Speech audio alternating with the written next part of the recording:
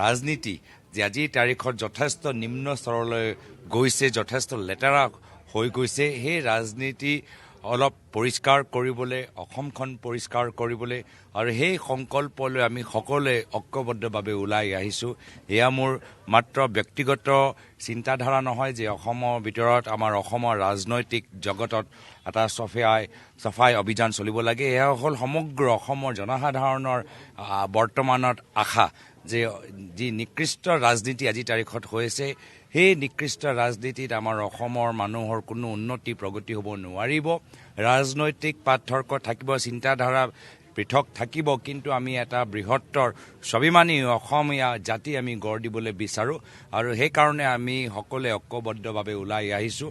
আৰু ময়ো আশা কৰিছোঁ যে ৰাইজৰ বিচৰা অসম, ৰাইজৰ যিদৰে এটা শান্তি বিচাৰে, ৰাইজে যিদৰে স্বাভিমান বিচাৰে, ৰাইজে যিদৰে আত্মসন্মান বিচাৰে, ৰাইজে যিদৰে অসমীয়া মূল্য, অসমীয়া আদৰ্শ, সভ্যতা বিচাৰে, সেই নতুন বৰ অসম আমি সকলোৱে মিলি জুলি ৰাজনৈতিক দল, নাগৰিক সমাজ আৰু বিভিন্ন সমাজৰ বৰ্গ একগোট হৈ আমি জন্ম দিম। মহিলাসকলৰ ওপৰত আপুনি এটা বিশেষ কথা কৈছিল যে বিজেপিয়ে মহিলাসকলক ব্লেকমেইলিং কৰিছে। চাওক, আজিৰ তাৰিখত মহিলাসকলক মাত্ৰ আজি ৰাজনৈতিকভাৱে তেওঁলোকক ব্যৱহাৰ কৰা গৈছে আঁচনিৰ যোগেদি। আজি চৰকাৰী আঁচনি কোনো দলৰ ব্যক্তিগত ধন নহয়, হিমন্ত বিশ্ব শৰ্মা ডাঙৰীয়া ব্যক্তিগত ধন নহয়। তেতিয়াহ'লে অসমৰ মহিলাসকল চৰকাৰী আঁচনি পোৱাৰ বাবে কিয়নো এটা দলীয় সভালৈ যাব লাগে, কিয়নো দলীয় কামবোৰ কৰিব লাগে, কিয়নো দলৰ সদস্য হ'ব লাগে? এয়া হ'ল চৰকাৰী পইচা, বিজেপি দলৰ ব্যক্তিগত পইচা নহয়। তেতিয়াহ'লে এই চৰকাৰী আঁচনি লাভ কৰিবলৈ হ'লে কিয়নো দেওবাৰে দেওবাৰে বিজেপি কথাবোৰ শুনিব লাগে, বিজেপি ফ্লেগবোৰ লগাব লাগে? তো এই ধৰণৰ যে বাধ্যমূলক কৰাই দিছে, এয়া হ'ল মহিলাৰ প্ৰতি অপমান আৰু অন্যায়।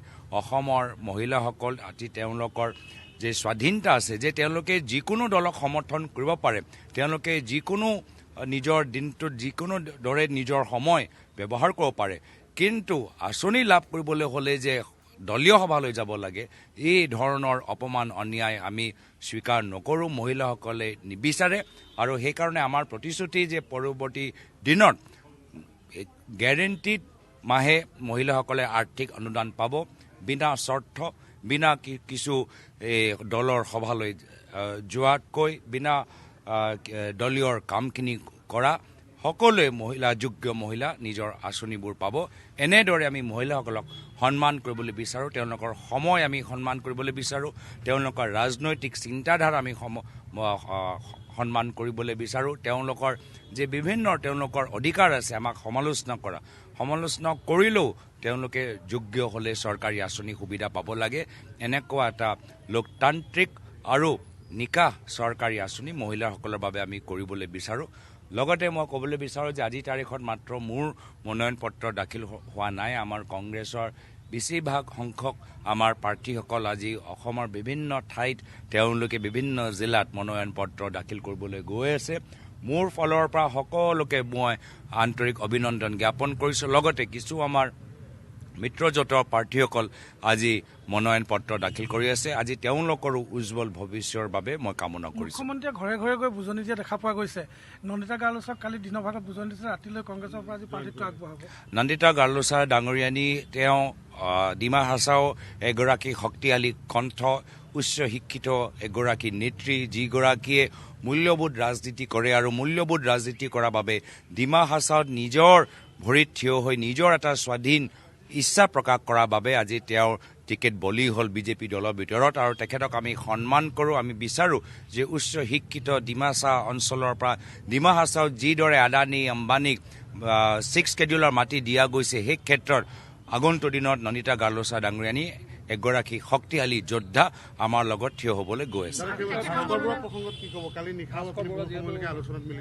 আমি সকলোৰে লগত আমি কথাবোৰ পাতি আছোঁ। সকলো যে দলৰ প্ৰতি আজি তেওঁলোকৰ অৰিহণা আমি স্বীকাৰ কৰিছোঁ। আৰু পৰৱৰ্তী দিনত দলটোক ভাল কৰিবলৈ হ'লে আমি সকলোৰে ওচৰত যামগৈ। যিসকল প্ৰাৰ্থী হ'ল, যিসকল প্ৰাৰ্থীৰ পৰা বঞ্চিত হ'ল, বৃহত্তৰ আমাৰ সংগঠন ওচৰত আমি সকলোৰে ওচৰত গৈ আমি এটা সবল নিৰ্বাচনী প্ৰচাৰ চলাবলৈ হ'লে আমি আগবাঢ়ি গৈছোঁ। আমি তথাপিও আমি কথাবোৰ আমি পাতি থাকিম, আমি আলোচনাবোৰ কৰি থাকিম।